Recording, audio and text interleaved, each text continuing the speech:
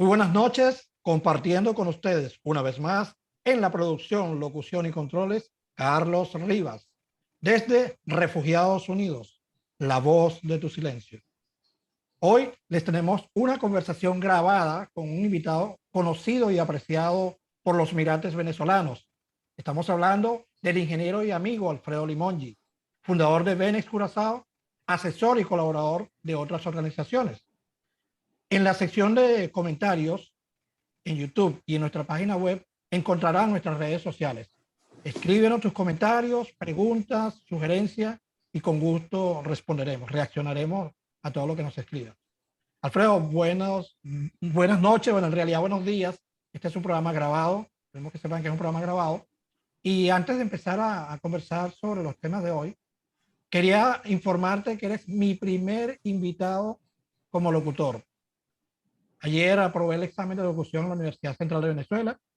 En el transcurso de los próximos días se estará oficializando al recibir la constancia de aprobación y luego esperar de parte de las autoridades, el rector y todas las autoridades, la firma del certificado para poder recibirlo. Pues, sin embargo, una vez que reciba el comprobante, que es como el comprobante de la cédula, ya tienes un número, ya eres ciudadano. Una vez que tenga el comprobante, pues ya estoy autorizado para poder ejercer con todas las de la ley, que debería ser en el transcurso de la semana que viene. Tengo que esperar a que esté el certificado listo. Mis disculpas, pero consideré que debía informar en este momento que las conversaciones que ofrece Refugiados Unidos serán conducidas por un locutor. Eh, ya, Bueno, ese era el... Carlos, en primer lugar, gracias por la invitación.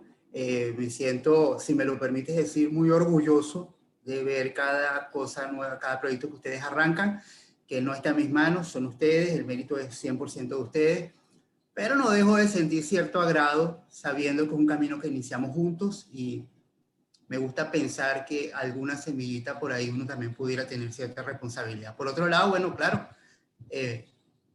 mejor saber que al volante hay alguien con licencia, ¿no? Sí, Así que naturalmente. te felicito y gracias por la invitación de nuevo. Y bueno, que se convierte en una herramienta de cambio esto. Sí, Dios mediante. Fue un trabajo bastante duro, fue un esfuerzo que vale la pena por el trabajo que estamos haciendo. Lo segundo que Sin quiero lugar a dudas. comentar, lo segundo que quiero comentar es que Refugiados Unidos pone a disposición de la comunidad haitiana y las ONG este espacio o cualquiera, podemos trabajar con podcast, buscar la manera en que podamos colaborar con la difusión de la información y solicitudes que pueda tener la comunidad haitiana o las organizaciones no gubernamentales que estén dispuestos a ayudar. Dicho esto, podemos comenzar por comentar que nuestro amigo Alfredo Limongi eh, es un personaje público pues, entre la comunidad de migrantes en general. Alfredo, el espacio es tuyo para que hablemos un poquito de quién es Alfredo en términos generales y ya vamos a ir a unas preguntas para que la gente un poco conozca el perfil de ese personaje que ha venido luchando por las comunidades extranjeras, pero muy particularmente por la venezolana. El espacio es tuyo.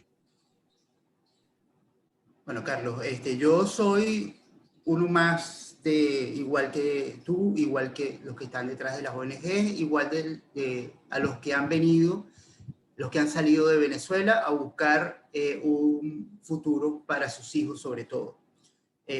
Yo soy una persona profesional que trabajo en la computación, programador, que se vino a Curazao hace ya 18 años, pero que nos encontramos con una realidad, una comunidad creciente de venezolanos con unas necesidades especiales y no había ninguna especie de organización que pudiera ser capaz de ayudar con esas necesidades crecientes.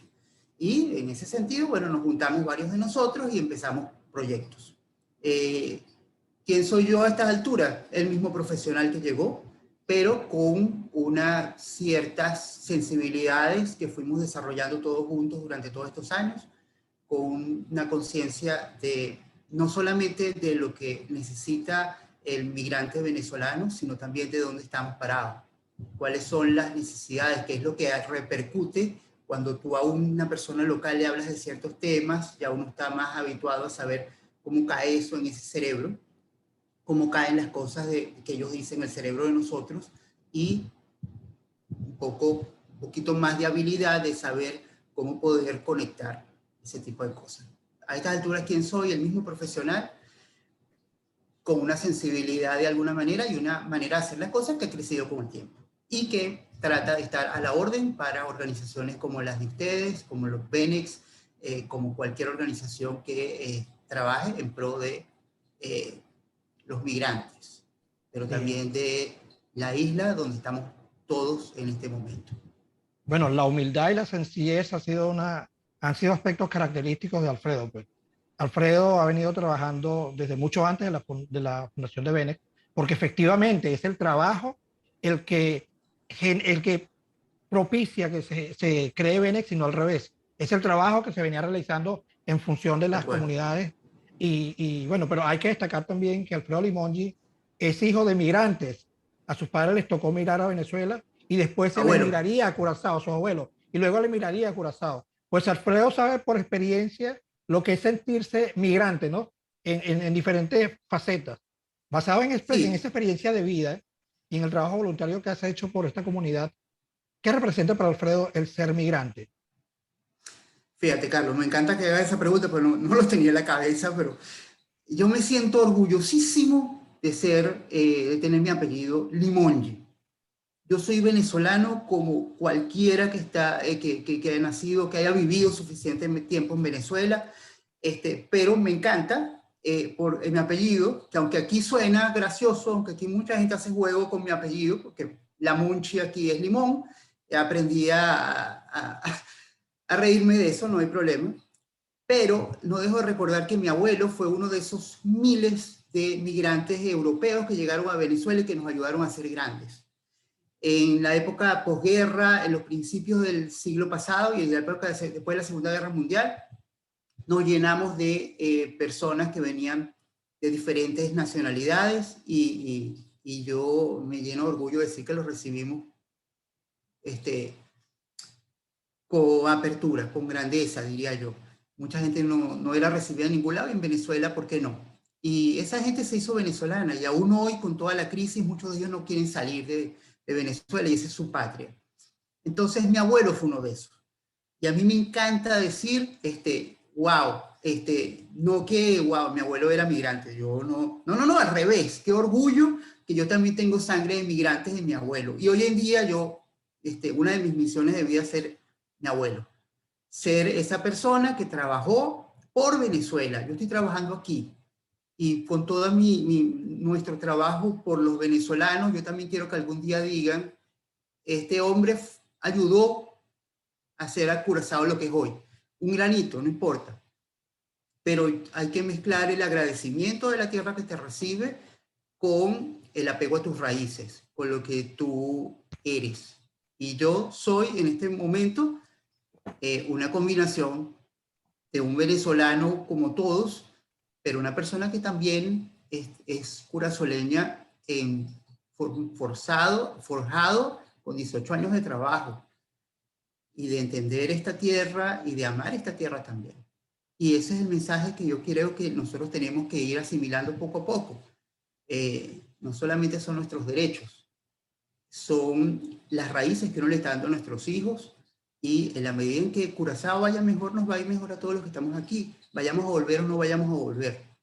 Tenemos una responsabilidad aquí. Mi abuelo lo entendió y yo quiero pensar que no solo que yo lo entiendo, sino que voy a ayudar en lo que pueda a que muchos lo entiendan. Sí, naturalmente. Y acabas de responder la pregunta que te iba a Lo hacer, siento. que era, no, perfecto, pues que me parece perfecto porque es esa naturalidad, es esa emoción y es lo que se busca, pues es el Alfredo, sus sentimientos, sus emociones, su amor por, por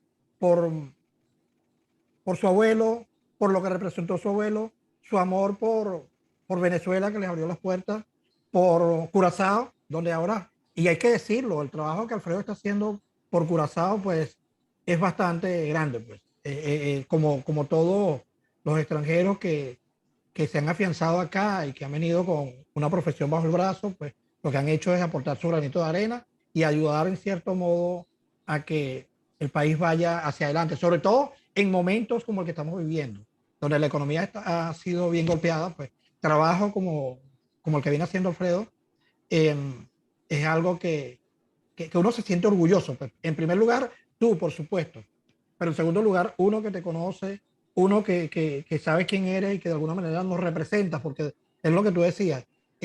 Sí, claro que tienes que ver con esa semillita. Claro que no, la semilla, el abono, o sea, lo regaste, todo lo que está ocurriendo ahorita y algo de lo que quería hablar después, es gracias a ese esfuerzo y ese trabajo que tú has venido haciendo. De De hecho, varios, o sea, no lo sí, digo, sí, sí. de No, varios. naturalmente. Hay un Benex antes y después de Alfredo.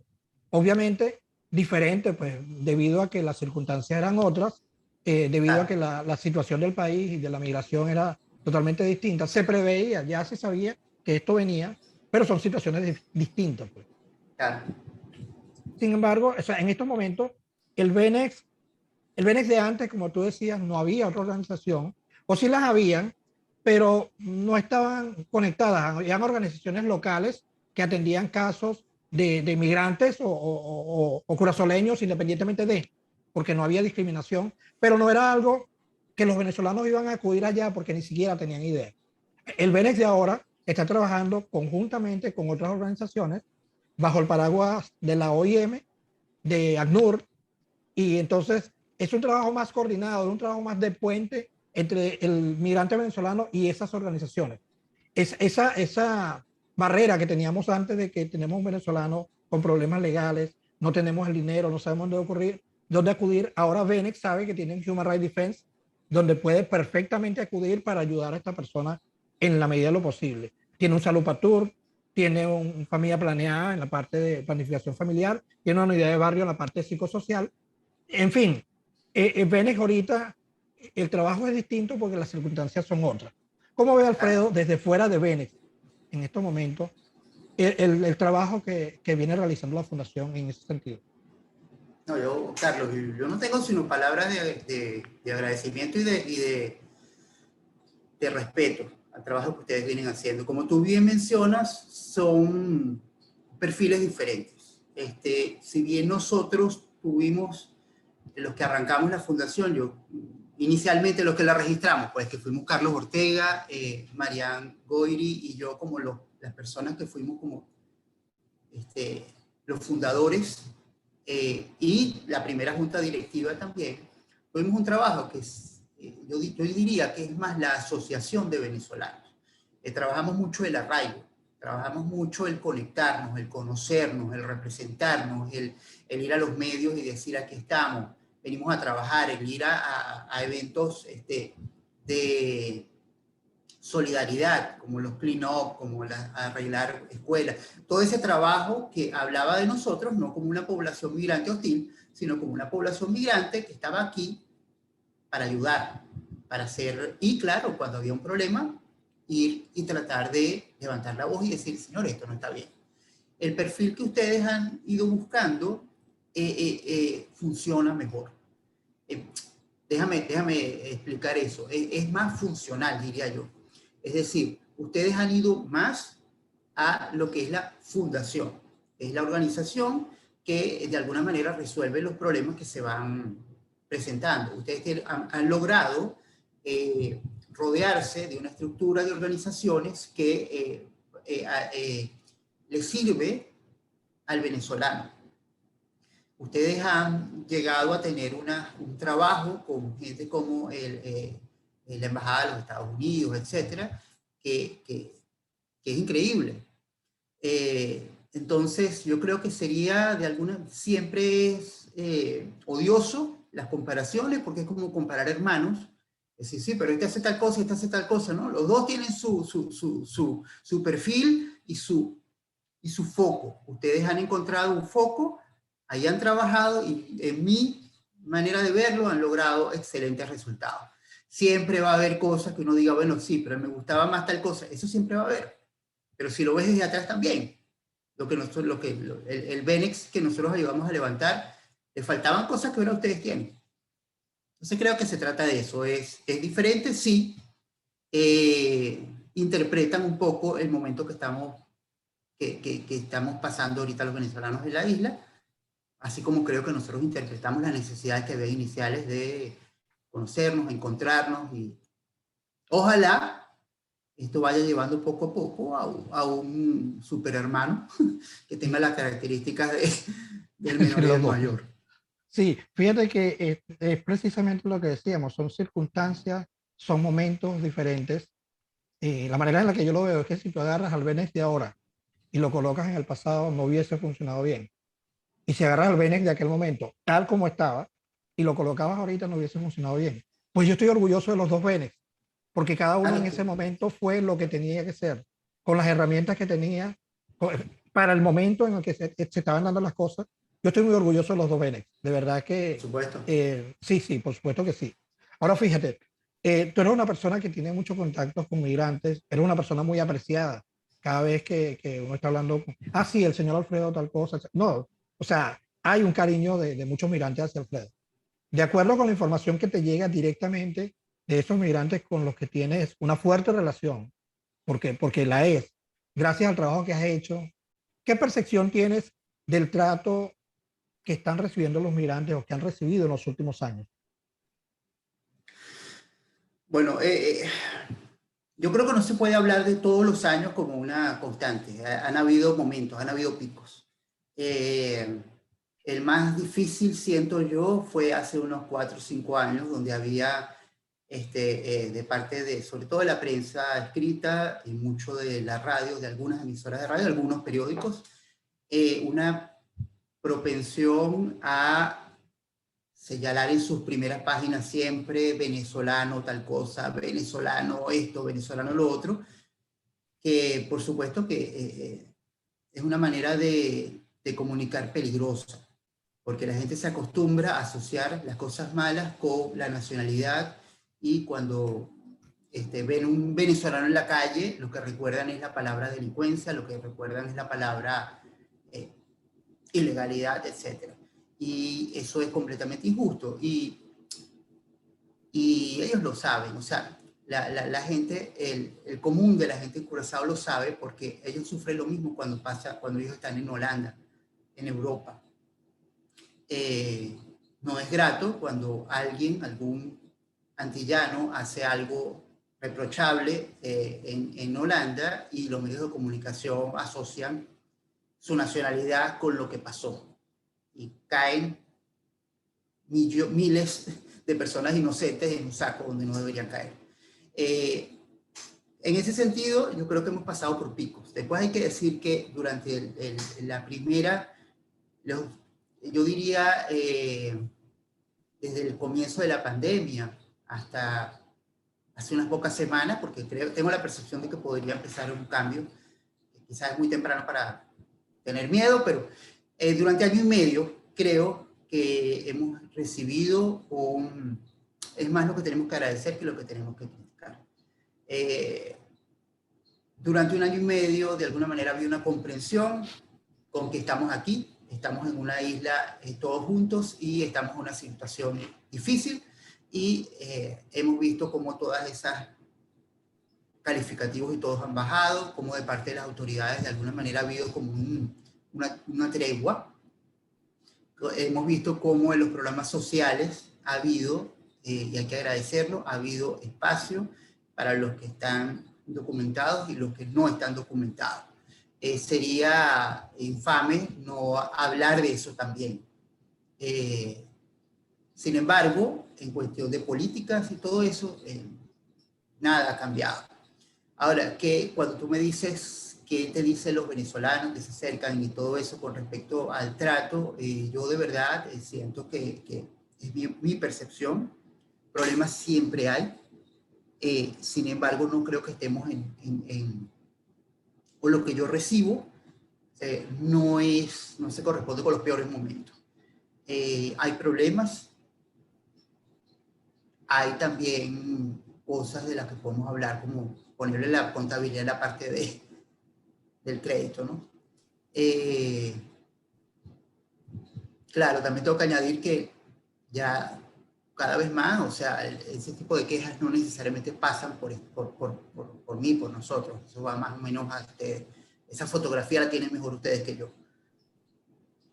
Perfecto, sí, fíjate que nosotros tuvimos una reunión, estoy hablando de Benex, una reunión con el primer ministro en la que nos acompañó Maite Delgado también.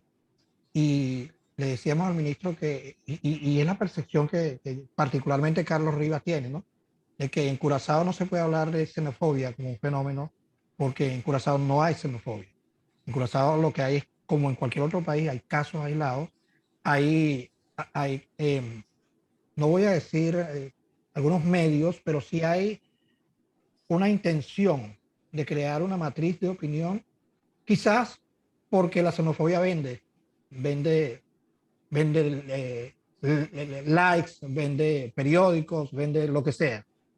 Hay una percepción de esa de que se quiere crear una matriz, o se ha querido crear una matriz de opinión con respecto a la xenofobia, y sin embargo hay casos aislados, pues sí hay, porque por supuesto que los hay, pero insisto, como en cualquier otro país, y no por ser curazoleño, no, es una cuestión de la persona, es su ser, que esa persona, o sea, un prototipo de eso, un modelo o una copia, lo vas a conseguir en cualquier parte del mundo.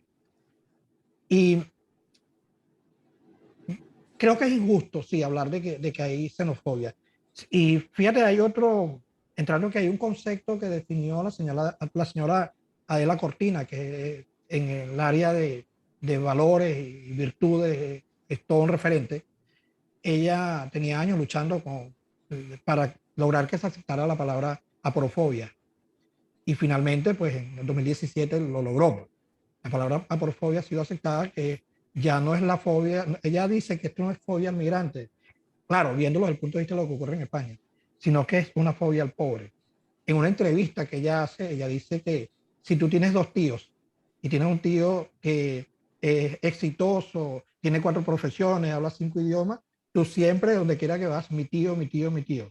Pero el otro tío tuyo, que es de repente repartidor de cartas, que es muy honrado en el trabajo, pero que vive en unas condiciones muy diferentes, a ese tío lo ocultan, como que no es que lo agreden verbalmente, no es que, no, pero lo hacen invisible. Es un poco lo que habla ella. Sin embargo, eh, yo sigo insistiendo que pareciera que en algunos casos hay una combinación. O sea, porque tú, en algunos países, tú al pobre de tu país, ciertamente lo apartas, pero no lo expones. Y al extranjero, si es inversionista, si es una persona influyente, eh, quizás lo exhibes. Ahora, cuando se da la combinación de que es extranjero y pobre, ahí es donde lo exhibes.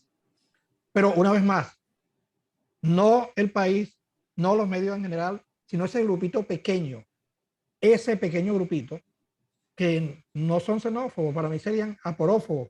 He venido hablando de una xenofobia aporófoba o una parofobia xenófoba, porque es el punto de intersección entre esos dos conceptos. Y claro, te agarra un caso de eso, te lo magnifican, te lo escandalizan y viene y pum, lo venden como xenofobia. Claro. ¿Qué nos puede Ahora, decir? Bueno, que ya has hablado mucho de eso, ¿qué nos puede decir con respecto a ese tema? Xenofobia, ya dijimos que no lo había. No sé si quieres sí, agregar algo más. no, sí, definitivamente quiero. Con tu permiso.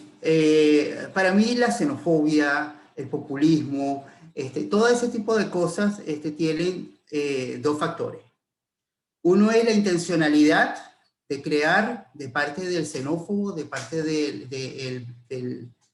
eh, populista, un sentido de ahí hay un problema, son ellos y yo te defiendo. Eso es la visión del populista. Pero ¿cuál es cuál es la responsabilidad del otro lado?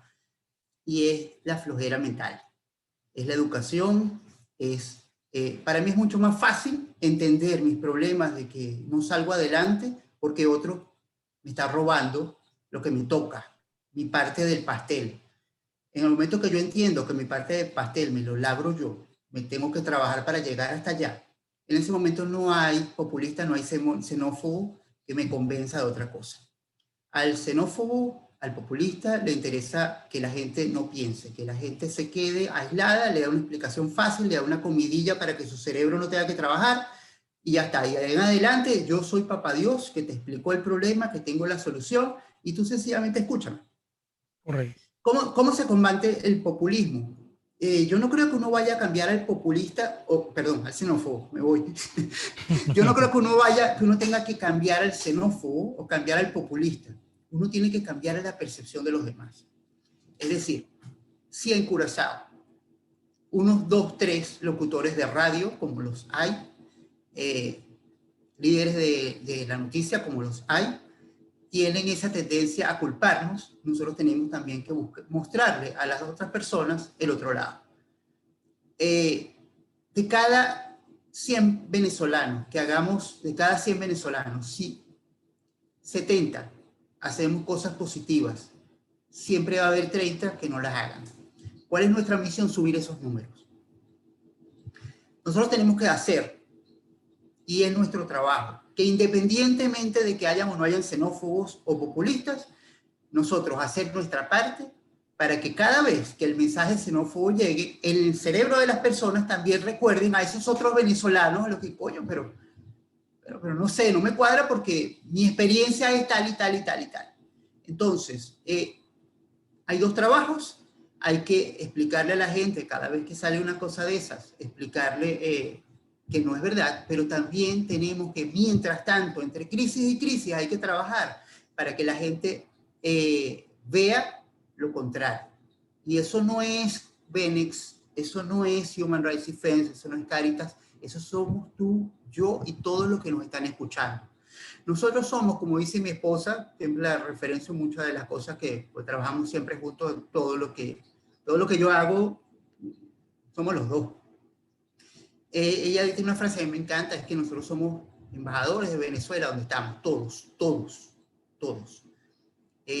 Y con una responsabilidad enorme, porque cualquier tontería que uno hace, esa es la marca que está dejando pegada con la palabra venezolana. Cuando yo hago algo, cuando yo caigo preso, cuando yo me como un semáforo, la gente va a recordar venezolano. Entonces, esa responsabilidad grande tenemos que tener en el cerebro todo el tiempo. Tenemos la responsabilidad de no equivocarnos, tenemos la responsabilidad de empujar hacia adelante.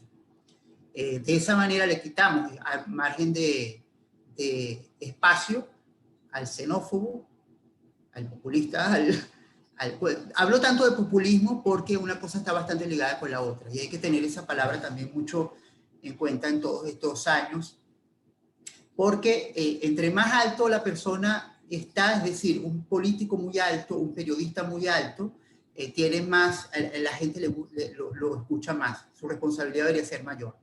Pero muchas de esas campañas xenófobas y eso vienen de lo más alto. Y muchas veces esa persona alta que está en esas campañas está buscando un resultado populista. Tenemos que entender cómo funciona eso para saber de qué manera se mitiga. Muchas veces nos equivocamos dando una guerra para responder a un comentario xenófobo. Entonces, ¿qué pasa? En el cerebro de la gente se queda lo que originó el mensaje más la guerra que nosotros dimos. Entonces quedamos mal por un lado y mal como peleones después. ¿Qué quiere decir eso? No defendernos en absoluto. Hay que ser inteligente, hay que ser doblemente inteligente. Tenemos que defendernos, pero defendernos desde el punto de vista de que siempre nos recuerden como la parte afectada y la parte bien intencionada. No como, wow, a estos no se les puede tocar porque coño, perdemos.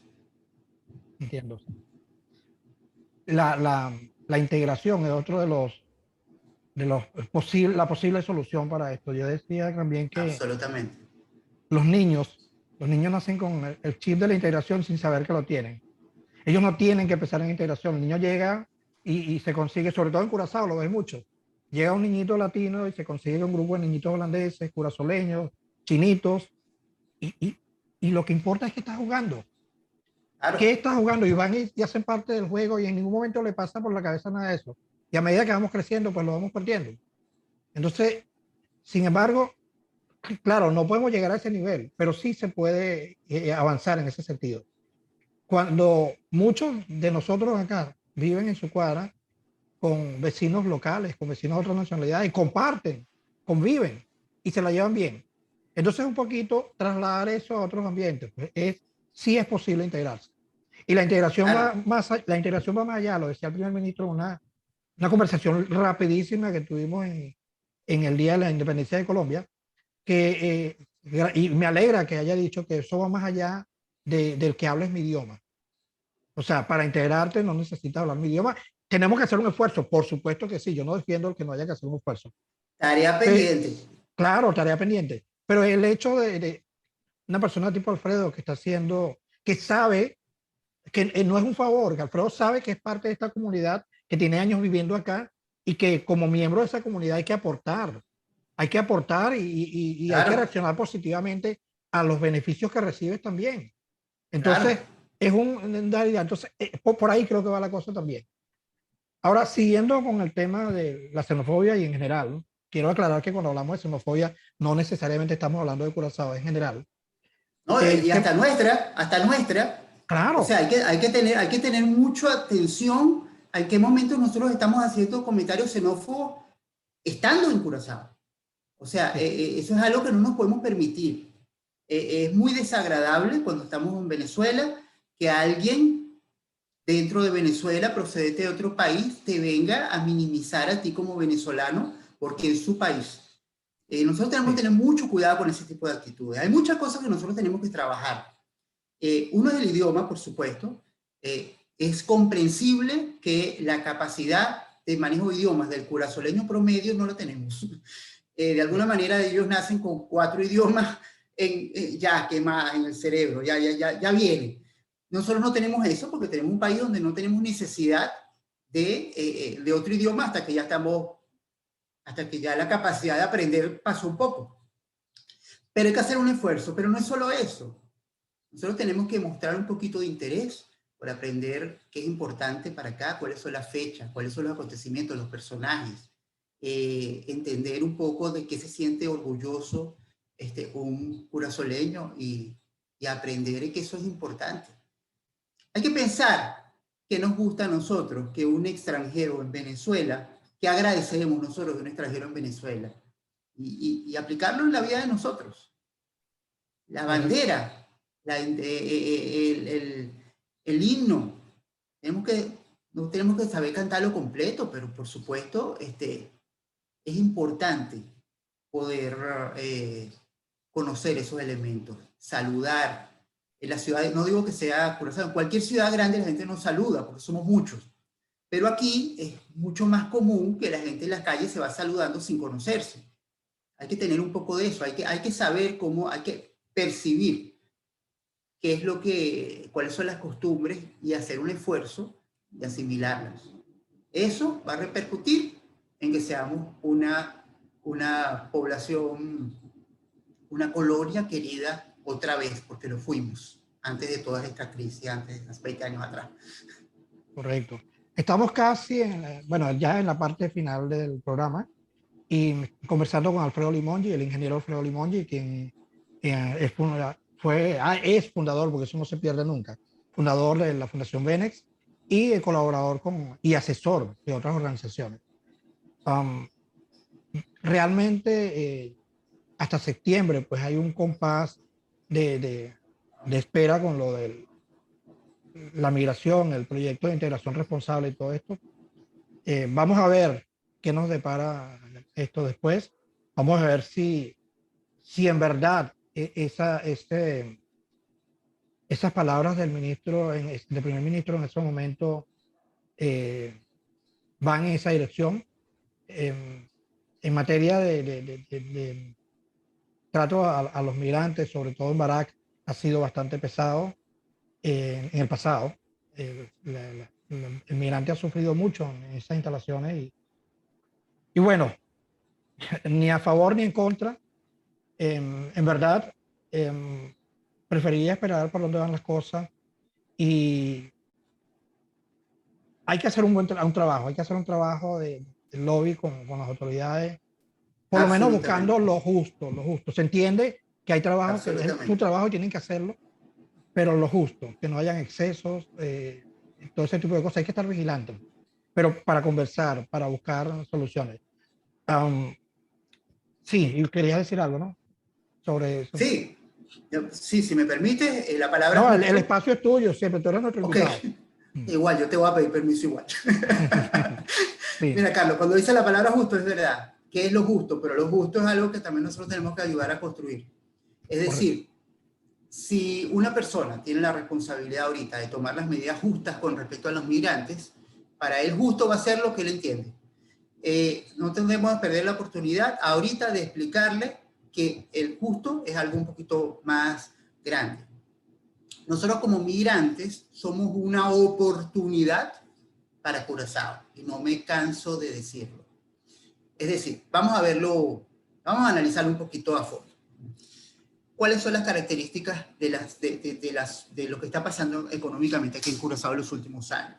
Tenemos una economía un poco deprimida, afectada por varios factores. Uno de ellos es el cierre de la refinería, afectó profundamente a la economía de la isla. La caída de Venezuela afectó profundamente a la isla, porque en el pasado ese turismo generaba muchas oportunidades en la isla, eso ya no está. Curazao ha tenido que reinventarse durante los últimos 6, 7 años, no sé cuánto, y empezar a buscar otro norte, otras puertas, tocar otras puertas. Pero ese mismo Curazao, afectado económicamente, tiene una población que es limitada, es pequeña, es una población que no está creciendo a la tasa correcta. Para que un país mantenga su nivel de población, tiene que tener al menos una tasa de natalidad, no sé si la palabra es natalidad, una tasa de nacimientos de 2 por cada mujer. En Curazao eso es 1.7. ¿Qué quiere decir eso? Que la población, si súmale como estamos ahorita, súmale unos cuantos años y la población va a ser menos. Para cualquier país es sano que un nivel de población sea por lo menos que tenga un cierto volumen para que económicamente sea rentable. Para que si yo quiero montar una carnicería, yo voy y tengo suficiente gente. Si yo voy a montar una herrería, hay suficientes clientes para que los bancos tengan suficientes clientes para ser rentables, para que la seguridad social funcione. 160.000 no es lo mejor. Ahora, en el futuro eso puede ser menos. ¿Cómo solucionas tú ese problema? Tienes dos formas. Uno, aumentar la natalidad. Eso te va a dar resultados a muy largo plazo. Y dos, es buscar manejar tus criterios de selección para compensar esa tasa de gente que no te está, para subir un poco tu población. Venezuela, ¿quiénes son los que están viniendo de Venezuela ahorita? Fíjate, permíteme un segundito que esto es muy importante. Tú tienes, socialmente hablando, durante la vida de una persona, tú tienes una cantidad de años donde al principio el Estado gasta en ti. Cuando tú eres niño, el Estado te paga con sus impuestos, la educación, la salud y todo eso. Y cuando estás al final de tu vida, de nuevo, la pensión, las enfermedades, la hospitalización y todo eso lo paga la seguridad social. En el medio, ¿quiénes están? Los que trabajan y están sanos. Durante los años que van desde la mayoría de edad hasta los 60 y algo, es la gente que tiene que producir suficiente para tener plata para darle a los jóvenes y para darle también a los mayores. ¿Quiénes son los que están viniendo de Venezuela en estos años? Esos. No están viniendo niños, no están viniendo ancianos, están viniendo personas en edad de trabajo y más aún, muy enfocados a producir. Está viniendo una cantidad de gente que no puede darse el lujo de no producir. Es una oportunidad enorme para cualquier país. La mayoría de los países más prósperos del mundo le deben a la migración una parte de su éxito. Según las Naciones Unidas, hay un 3, o había, estas son estadísticas quizás de 2015-2017, un 3% de migrantes en el mundo. A lo mejor nosotros hemos contribuido a que eso suba un poquito más. Pero ese 3% son 9%, representan el 9% de los ingresos de esos países donde están los migrantes. Son más productivos que los locales, y no porque sean mejores, es porque las circunstancias los obligan a producir. Es decir, esos venezolanos que están aquí están en una edad no de consumir recursos, de generarlos. y está en una edad, en unas condiciones en las que quieren producir. ¿Para dónde? Para Curazao, porque están aquí. Además, mucha gente dirá, pero claro, toda esa plata la manda para afuera. Pero ese es otro mito. La plata que un venezolano manda a Venezuela, dado que no podemos mandarlo por banco, ni por Western Union, ni nada, sino que nosotros le damos la plata a otro venezolano aquí, y él en Venezuela, de algún negocito que tiene, la plata que genera en Venezuela, de alguna manera la recibe aquí porque cambia. O sea, cuando yo mando a Venezuela, yo le doy mi plata a otro venezolano aquí, y él me hace una transferencia allá. La plata que yo mandé quedó en Curazao. Es muy diferente a cuando una persona manda a otro país por circunstancias. La plata que nosotros mandamos a Venezuela está cambiando de manos dentro de Curazao. No se va.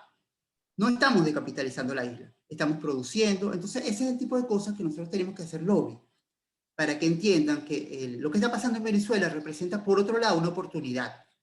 ¿Por qué no pensar en un permiso para los venezolanos que están aquí limitado? Porque tampoco podemos decirles, y no lo van a ver con gusto, denos un permiso para... No, pero denos un permiso temporal. Limítalo a 1 año, limítalo a 2 años, y con la posibilidad de estirarlo. Ponle todas las restricciones. Tú tienes miedo de que una persona que venga aquí acumule 4 años de trabajo, después te venga a cobrar pensión y todo eso. Quítalo de la ecuación. Yo estoy seguro de que si tú logras un plan que permita en una base temporal registrar por lo menos los venezolanos que están trabajando en estas circunstancias, Curazao va a conseguir unos ingresos adicionales. Esas personas van a conseguir una justicia, porque no es gente que ha venido a hacer daño a la isla, es gente que está sobreviviendo, son refugiados, es gente que no quería salir tampoco. Si nosotros decimos, yo no lo quería aquí, yo no lo invité, señor, las circunstancias lo obligaron. Ponte en sus zapatos. No tienes por qué darle más allá de lo que tú puedes darle.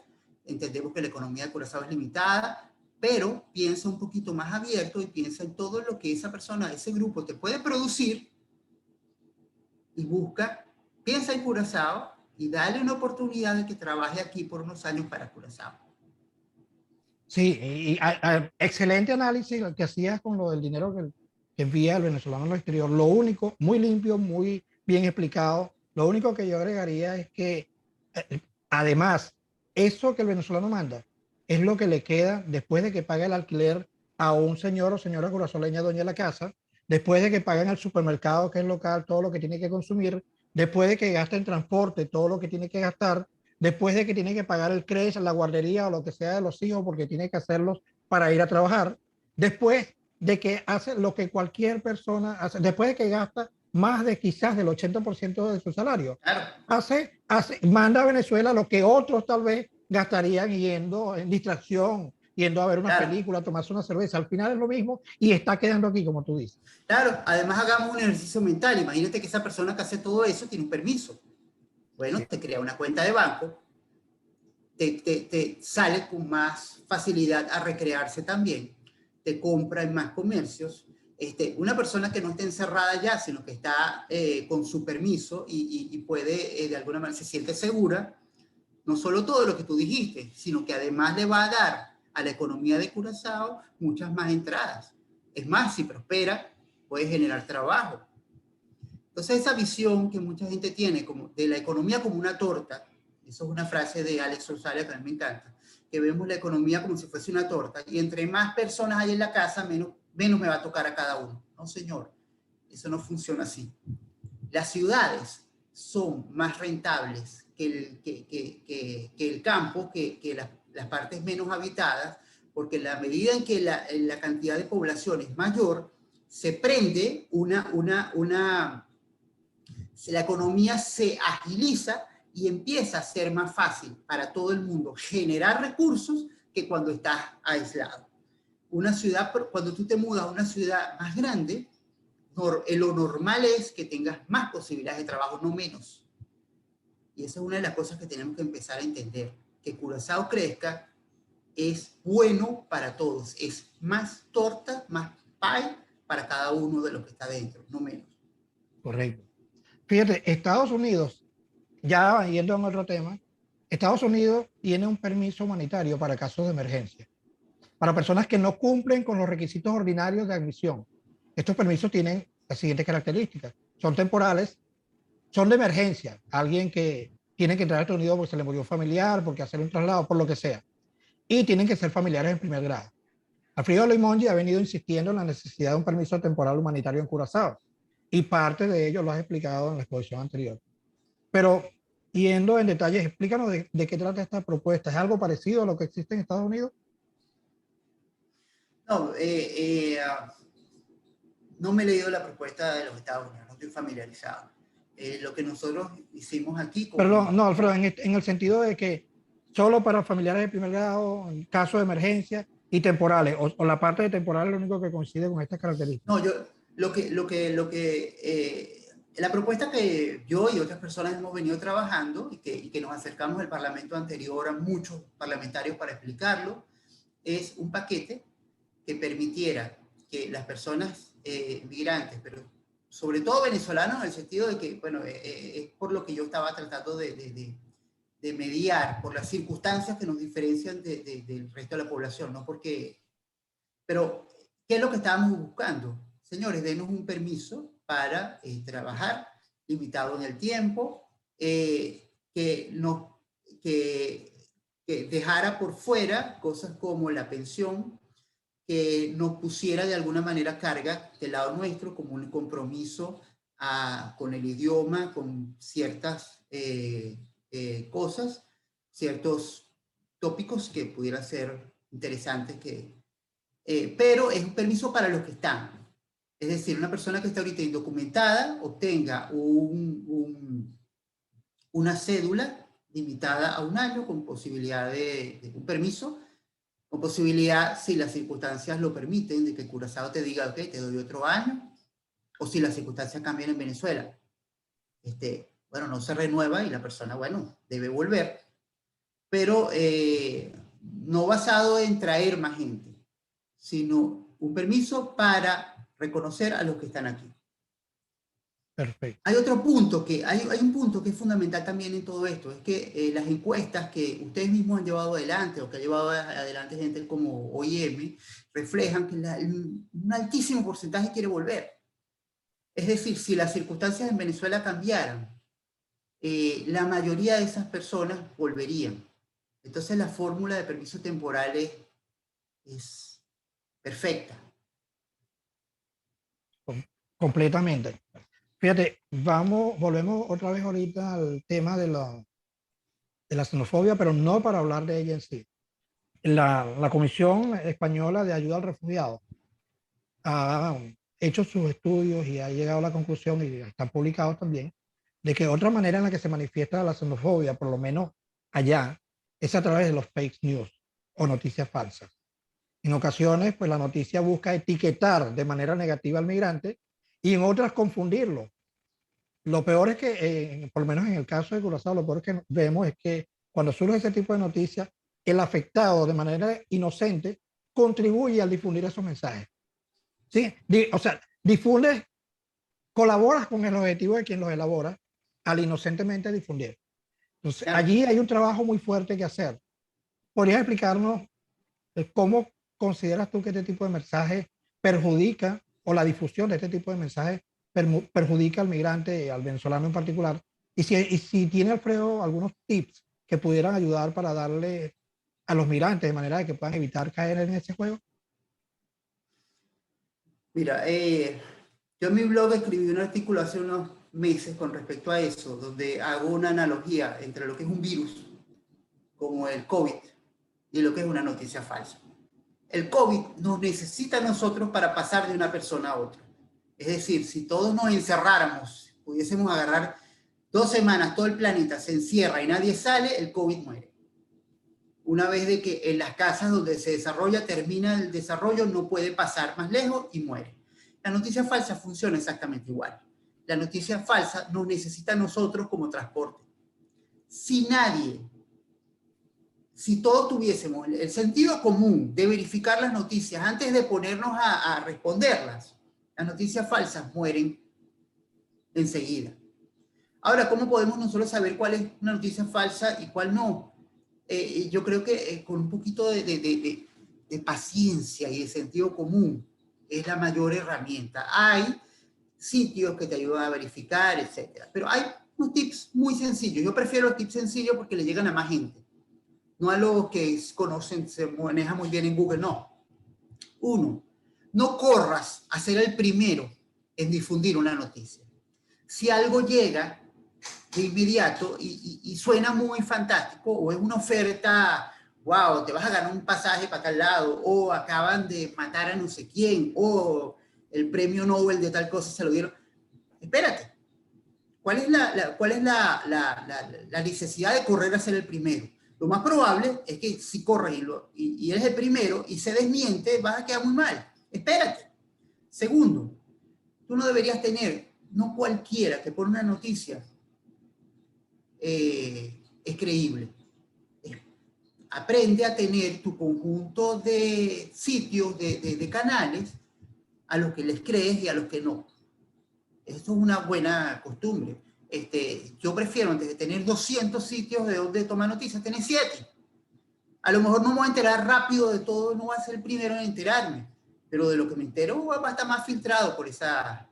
Tercero, si tienes dudas, o si no tienes dudas, acostúmbrate a buscar, aunque sea en Google. Vamos a poner un ejemplo. Vamos a suponer que alguien saca una noticia diciendo que Refugiados Unidos va a funcionar desde Taiwán. Bueno, en vez de yo agarrar y compartir eso, busca en Google Refugiados Unidos Taiwán. Es más, añade la palabra fake. Si esa noticia tiene algún rato rodando, alguien va a ver la investigó y alguien va a poner un desmentido. Y va a poner, mira, está corriendo este fake news. Agarra esa frase, ponle fake y probablemente consigas algo. Segundo, si no lo consigues, si no aparece en Google en ningún lado, Refugiados Unidos Taiwán, lo más probable, caballero, es que esa noticia no está viniendo en un canal oficial. Duda de ella, espérate. Tercero, aprende que las noticias espectaculares no llegan de canales extraños, llegan de canales oficiales. Refugiados Unidos va a querer ser el primero en comunicar una cosa como esa. Si cualquier noticia, Donald Trump se mudó a Rusia, el gobierno ruso va a querer poner eso de primero. CNN va a querer poner eso de primero. No Noticias 87 _ 24 16 3. Eso, no te hagas eco de esas cosas. Y tienes que tener en cuenta lo siguiente: las noticias falsas tienen varias intenciones. Uno, desinformar, sí, está bien, pero no es solo desinformar. Es crear falsas esperanzas, es desanimar, es incluso hacer daño. O sea, cuando corren las cadenas de que Panam, Aeropostal, no sé, alguna línea aérea. Difícil. Todas se han ido. Sí. Una línea aérea de las pocas que existen hoy en día está regalando un pasaje. Cuando tú mandas eso a todos tus contactos y después resulta, mira, pero es que esa cadena lo que estaba era tratando de meterse en tu teléfono y se trataba de ver si obtenía tus datos bancarios. Por atorado, te pueden hackear, te pueden afectar te pueden quitar plata, o te puedes empezar a llenar de propaganda y no supiste cómo y resulta que fue por esa cadena. Pero por otro lado, cuando llegan noticias demasiado esperanzadoras, en Venezuela pasó tal cosa y va a haber un cambio, etcétera, y corremos a decir lo que pasa, que muchas veces están jugando con nuestra esperanza. Y después de unas 2 semanas de noticias que nos entusiasman a todos y resulta que son falsas, nos desanimamos y bajamos la guardia. Y un pueblo desmoralizado es más fácilmente manejable. Correcto. En el tema final de este programa, quiero pedirte permiso porque vamos a hablar de tu esposa, de Verónica. Bien, por supuesto. Saludos a Verónica, por cierto. En esta parte de la conversación, bueno, no me dijiste ni sí ni no. De que, ya ves, me lo vas a tener que repetir porque me preocupa que dije que ni sí ni no. No, no, ok, no, no. En esta parte de la conversación queremos destacar el trabajo que Verónica ha venido haciendo al lado de Alfredo. Ujú. Verónica, la esposa de Alfredo, ha sido colaboradora en las actividades durante el periodo en que la Cruz Roja se encargó de coordinar la ayuda alimentaria y humanitaria otorgada por Holanda.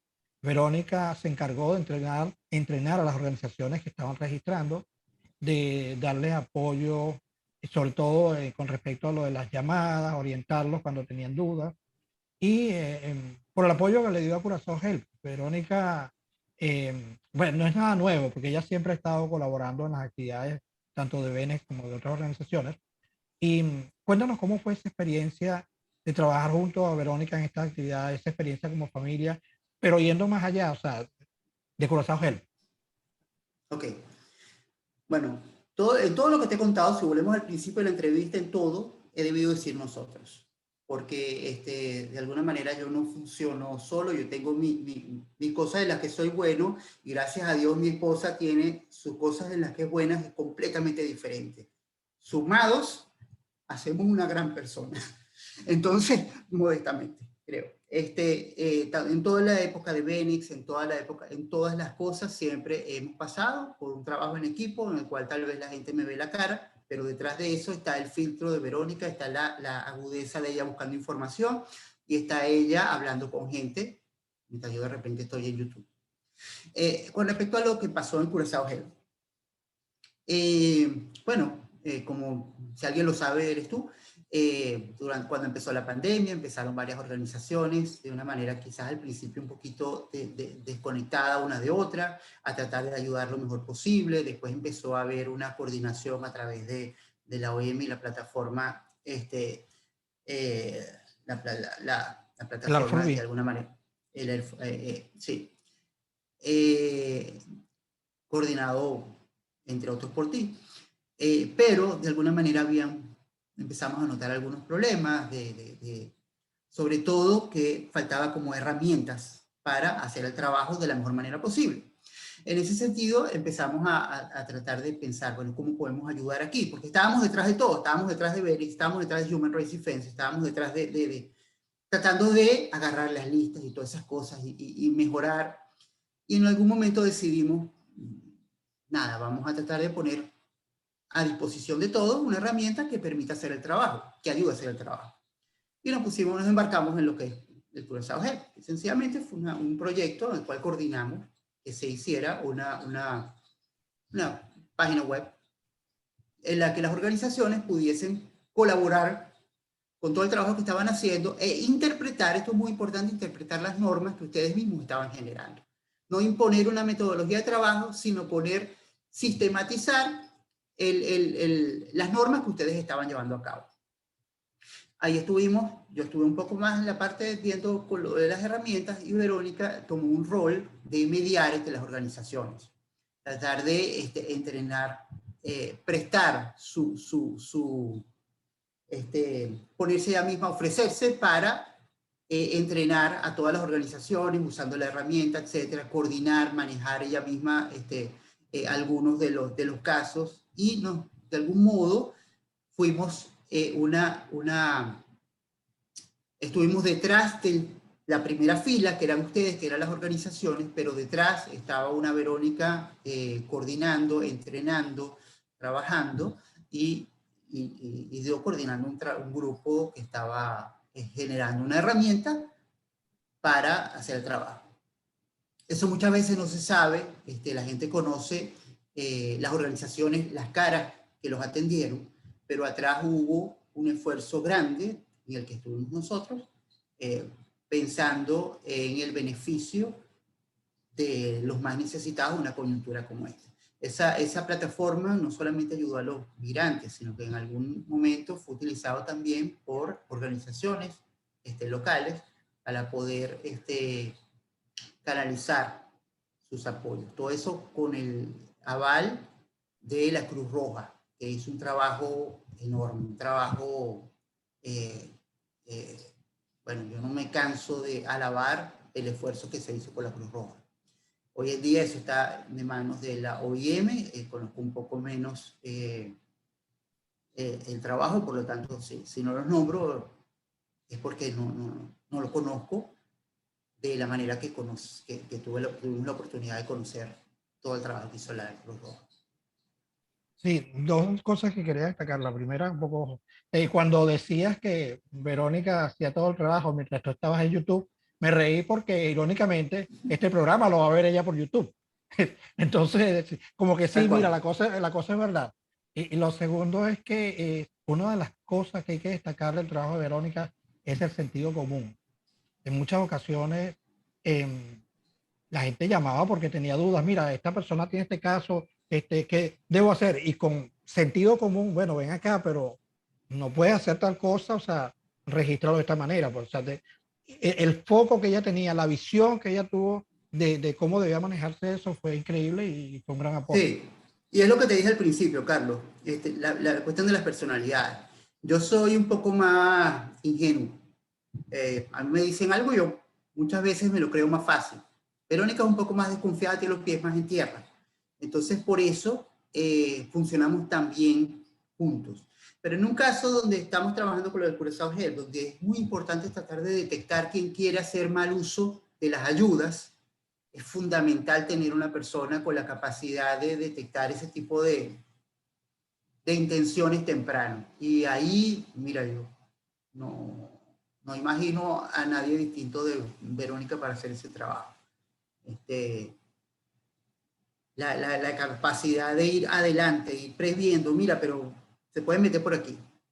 Claro, uno va atrás y uno va tratando de cerrar esos huecos, pero esa visión fue muy útil en ese momento, igual que un poquito para voy a ir atrás un poquito. Cada vez que yo estaba en un medio de comunicación hablando de un problema, hablando de lo que pasaba en Venezuela, hablando de los derechos humanos, lo que sea, atrás quien estaba era Verónica investigando todas esas noticias y mandándome los enlaces y los enlaces filtrándome todo, y la preparación que yo tenía para ir para cualquier lado pasaba por Verónica. Y de nuevo, en la radio, mira Alfredo, qué maravilla, ¿cómo sabe? ¿Cómo Sí, sabe? sí. No es solo Alfredo. El Un trabajo en equipo. equipo es el trabajo en equipo el que lleva este tipo de resultados. Uno comete un error muy grave cuando llegas a confiar 100% solo en tus capacidades. Ahí, en ese momento empiezas a trabajar en la mitad de lo que eres. Si tú tienes un equipo de trabajo y le va bien, y en el momento en que tú crees que ese equipo le va bien por ti, perdiste el equipo. Y por Sí, supuesto, eh, la, la, la, todo lo que podías aportar se redujo. sí, definitivamente. Alfredo, muchísimas gracias por aceptar la invitación. Muy amena la conversación, pero además uno se nutre, pues, cada vez que habla contigo de cosas nuevas, sí, o cosas no tan nuevas, pero desconocidas para uno. Y eso es algo que siempre te vamos a agradecer. No Carlos Rivas, sino quienes nos están escuchando también. Entonces, siempre información útil. Y Igual bueno, que, ajá, sí, dime. no, igual que nosotros siempre vamos a estar agradecidos por el equipo que lleva hoy Bélix y los que estuvieron durante el camino. No podemos olvidar nunca que Bélix es lo que es porque hubo un Carlos Ortega, porque hubo una Marianne, porque atrás estuvo una Verónica, por ti, que estuviste desde el primer, tú has estado en todos los equipos, porque tú, cuando hacíamos lobby, tú ibas conmigo a muchas de las partes. Jennifer era mi segunda cuando yo estaba adelante. Ana siempre ha sido, como Verónica, un trabajador atrás. Y somos lo que somos hoy porque hemos tenido la suerte de aprender de todos nosotros. De O todos. sea, lo que yo he podido aprender de ustedes y lo que ustedes han podido aprender de mí. Sí, Ahí creo que estamos. vamos a estar agradecidos de ese trabajo en equipo, siempre. Y Mm. bueno, Alfredo, este espacio es tuyo para que te dirijas a quienes te están escuchando, a los migrantes. Mensaje es tuyo, esperanzador, como lo que quieras decirles. Bueno, la verdad lo que yo quisiera decirles es, bueno, por un lado que espero que la difícil situación que ha pasado en nuestro país llegue próximamente a un cambio. No nos merecemos lo que hemos vivido. sin duda, pero mi mensaje es sobre todo a pensar en qué podemos hacer hoy para que nuestras familias, nuestras circunstancias sean diferentes. Y lo que podemos hacer hoy es ser una referencia en donde estamos, ser productivos y tener siempre en mente que lo que hagamos bien o mal no te está afectando a ti, nos está afectando a todos. Esforcémonos un poco en ponernos en el zapato de los otros. Cada vez que hay algo que no me gusta, trata de pensar cómo lo ve esa persona y trata de ver cómo podemos cambiar eso. No pelearlo para ganarle la batalla, sino qué debemos hacer para que esa persona que tiene esa opinión cambie de parecer. O, si es tarde, para que sus hijos no piensen como ellos. Tenemos que me gustaría muchísimo pensar que la huella que dejemos de estos años para el futuro de Curazao sea tan positiva como la que la generación de mi abuelo dejó cuando él migró. Que en un futuro digan, pero lo grande que es Curazao también se debe, no solamente, también tiene algo que ver con aquellos venezolanos que vinieron durante esa época. Así que enfoquémonos, aprendamos a amar el sitio donde estamos. No quiere decir perder nuestras raíces, siempre vamos a ser venezolanos, siempre vamos a amar esa tierra donde venimos, pero tenemos la tarea de amar también esta tierra que con todas las incomodidades del mundo nos está recibiendo. Muchísimas gracias una vez más. Bueno, y hasta aquí la conversación de hoy. Nos despedimos con el cariño de siempre. En la producción, locución y controles, Carlos Rivas. Desde Refugiados Unidos, la voz de tu silencio. Nuestras redes sociales, como lo mencioné al principio, están tanto en el primer comentario del video de YouTube como en nuestra página web, que la recibieron vía enlace como invitación. No olvides que tu voz tiene derecho a ser escuchada y que este medio está a la orden precisamente para eso. Cuídate mucho, seguimos conversando la próxima semana de temas de interés para la comunidad migrante y las ONG que les protegen. Que Dios nos bendiga.